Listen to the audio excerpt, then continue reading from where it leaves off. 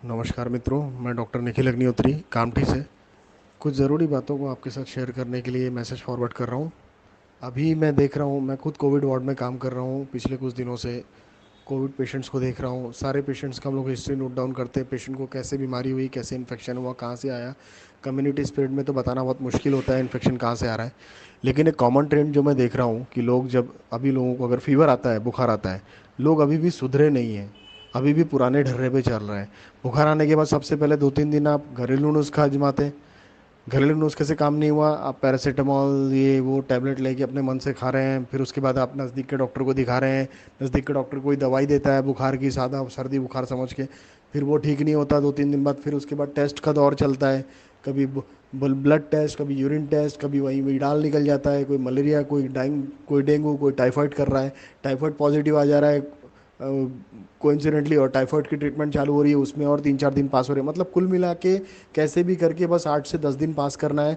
Corona नहीं है, corona नहीं है, और कोरोना बोल नहीं है बोल बोल के अपनी आंख मूंद करना है। आपकी आंख बंद करने से क्या आंख बुझ जाएगी?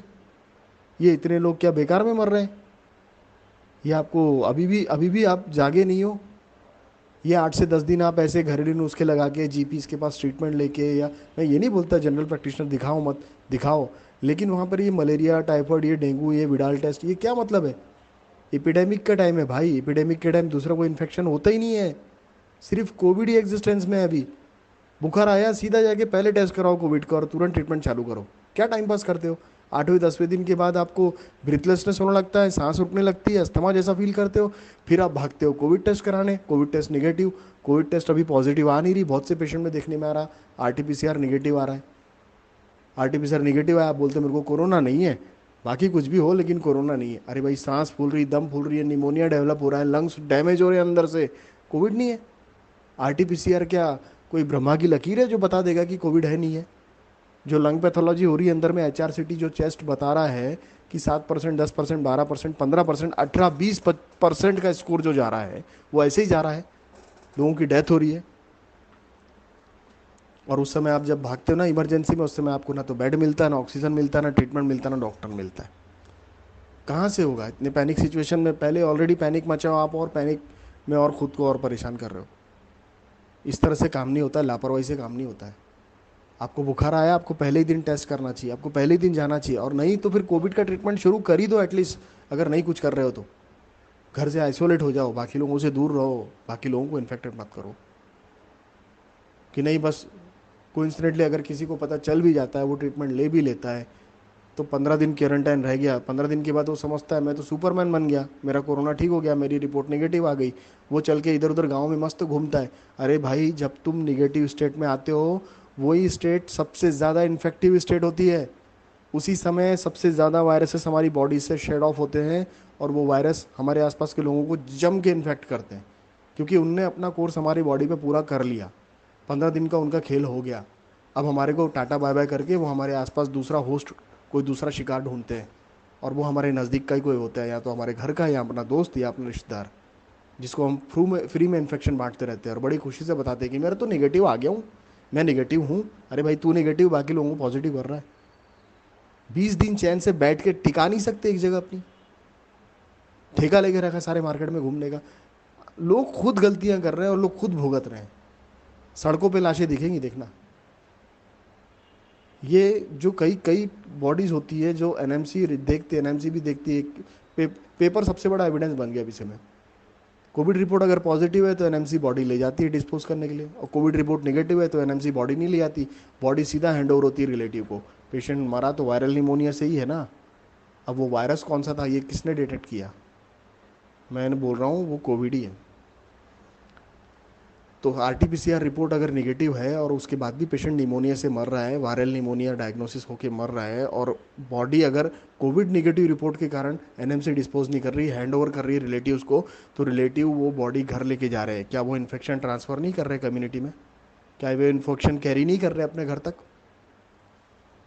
ऐसा कोई भी पेशेंट जो निमोनिया से डेथ हो रहा है, उसको कोविड ही समझो, भले आरटीपीसीआर उसका निगेटिव आया हो। ये खिलवाड़ हो रहा है अपनी जान से। ऐसी बॉडीज़ आप हॉस्पिटल से सीधे शमशान घाट ले जाओ, और बहुत केयरफुली डिस्पोज करो, खुद भी अगर कर रहे हो तो। मत ले जाओ घर पे उनको। मत लाओ ऐसी बॉडीज़ को घर पे, भले ही आपका कितना ही अजीज कितना ही करीबी हो। जज्बात एक तरफ है, बाकी जिंदगियां एक तरफ। एक अगर मर गया तो उसके पीछे सारा घर नहीं मार देना पड़ता। बहुत सावधान रहने की ज़रूरत है। ये सिचुएशन बहुत ख़राब हो गई है, हाथ से बाहर चले गए हालात। मेडिकल सिस्टम क्रैश हो रहा है, वेंटिलेटर नहीं है, बाईपेप नहीं है, ऑक्सीजन नहीं है, दवाइयाँ नहीं है, हॉस्पिटल में बेड नहीं है, डॉक्टर्स नहीं है, सब कम पड़ रहा है। इसके बाद और क्या सिचुएशन है, इतने भयानक और क्या, कल्पना भी नहीं कर सकते हम लोग क्या आएगा। अभी भी लोगों को सावधान होने की ज़रूरत है, बहुत ज़्यादा केयरफुल रहने की ज़रूरत है। कई लोग बोलते हैं वैक्सीन लिया मैंने, वैक्सीन लेने के बाद मैं पॉजिटिव आ गया, वैक्सीन लिए तो मेरे को इन्फेक्शन हो गया, वैक्सीन लेने से कोरोना हो गया। ऐसा नहीं है। वैक्सीन का एक पर्टिकुलर डोज होता है, पर्टिकुलर कोर्स होता है, पर्टिकुलर टाइम ड्यूरेशन होता है। उस टाइम पीरियड के बाद ही वैक्सीन आपके बॉडी में एक्टिव होती है, उस टाइम पीरियड के बाद ही आपकी शरीर में एंटीबॉडीज़ बनते हैं।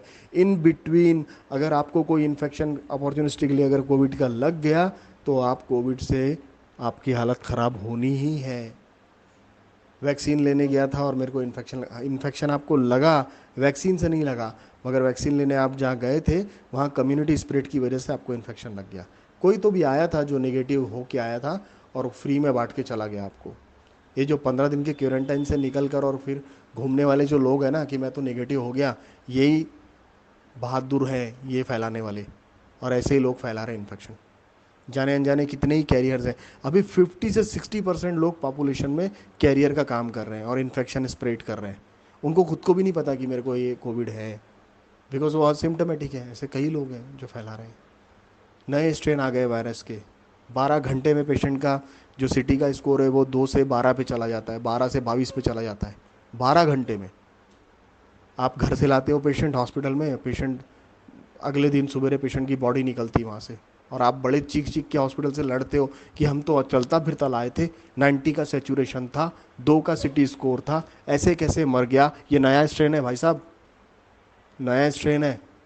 12 घंटे में 80% लंग खा जाता है, डैमेज कर देता है, मौका नहीं देता संभलने का। कोई दवा काम नहीं करती, कोई वेंटिलेटर सपोर्ट नहीं करता। वेंटिलेटर सपोर्ट कैसे करेगा, हार्ट बंद हो जाता है पेशेंट का। कैसे दिमाग में लोग कल्पना लड़ते हैं कि लोग लाशों को वेंटिलेटर लगा के डॉक्टर रखते हैं। अरे कैसे रखेगा भाई, एक फूटा हुआ बलून में हवा कैसे भरोगे आप, भर ही नहीं सकते।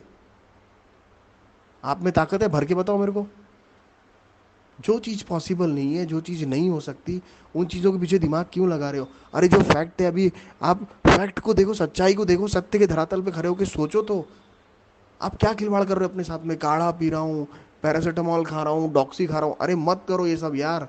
आरटीपीसीआर कराओ, आरटीपीसीआर निगेटिव आ रहा, फिर भी कोविड का ही ट्रीटमेंट लो। किसी भी फीवर को सादा फीवर मत समझो। महामारी का समय है, एपिडेमिक का दौर है। यहाँ पे फीवर सादे नहीं होते भाई साहब, यहाँ हर फीवर कोविड ही है। आप यकीन मानो चाहे नहीं मानो, बाकी अपनी जान की सलामती के लिए आप लोग सब जिम्मेदार हो। मेरा जो अनुभव था मैंने आपके साथ शेयर किया। अगर इसके कारण किसी की जान बचती है तो मैं अपने आप को बहुत धन्य समझूंगा। Thank you very much. एक ड्यूटी समझ के आप लोगों के साथ शेयर कर रहा हूँ। प्लीज़ आगे फॉरवर्ड करिए, सुनिए, कुछ सीखिए, समझिए इस मैसेज से। मेरे अगर मैं आपको सिखाने में सक्षम हुआ तो मैं बहुत खुद को धन्य समझूंगा। Thank you.